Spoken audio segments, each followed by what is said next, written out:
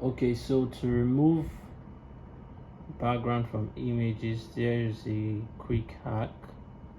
First of all, you want to add the image. All you simply need to do is to click and drag the image to Photoshop.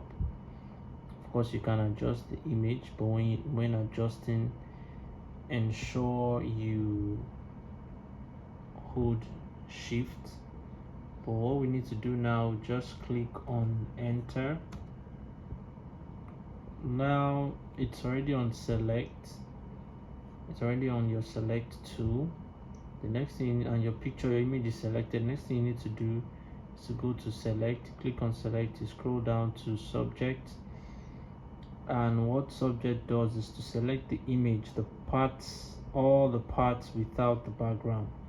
Once the selection is done, the next thing you do, you move your cursor to the panels, the layer panel, right, and you click on this icon here.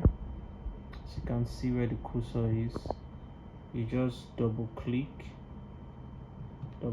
on that, and here you go, the background has been removed. And now you can move your image, you can use it however you desire. So yeah, that's a quick tip from me. Do what to like, share and subscribe. Thank you.